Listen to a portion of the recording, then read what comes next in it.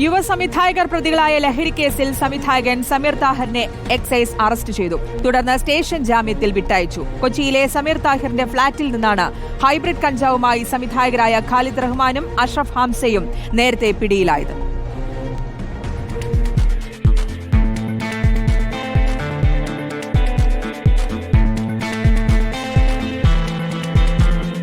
സംവിധായകരായ ഖാലിദ് റഹ്മാനും അഷ്റഫ് ഹംസയും ഹൈബ്രിഡ് കഞ്ചാവുമായി പിടിയിലായത് കൊച്ചിയിലെ സമീർ താഹിറിന്റെ ഫ്ളാറ്റിൽ നിന്ന് പിന്നാലെയാണ് സമീർ താഹിറിന് നോട്ടീസ് നൽകി വിളിച്ചുവരുത്തി ഇന്ന് ചോദ്യം ചെയ്തത്.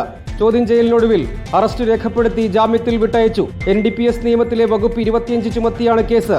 പ്രതികൾക്ക് ലഹരി ഉപയോഗത്തിനായി ഫ്ളാറ്റ് വിട്ടു നൽകിയെന്ന നിഗമനത്തിലാണ് കേസ്. എന്നാൽ ഫ്ളാറ്റിലെ ലഹരി ഉപയോഗത്തെക്കുറിച്ച് തനിക്ക് അറിവില്ലായിരുന്നുവെന്നാണ് സമീർ താഹിർ എക്സൈസിന് നൽകിയ മൊഴി.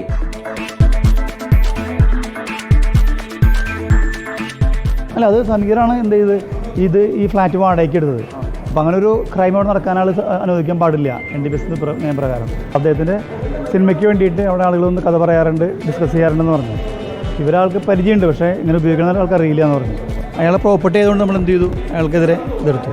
സിനിമക്കാർ പതിവായി ഒത്തുകൂടിയിരുന്ന സമീറിന്റെ ഫ്ളാറ്റ് ഒരു മാസത്തിലേറെയായി എക്സൈസിന്റെ നിരീക്ഷണത്തിലായിരുന്നു. കഞ്ചാവ് മാത്രമല്ല, രാസലഹരിയും ഇവിടെ എത്തിയിരുന്നുവെന്ന് എക്സൈസ് വിലയിരുത്തൽ. കേസിൽ കൂടുതൽ അന്വേഷണം പുരോഗമിക്കുകയാണ്.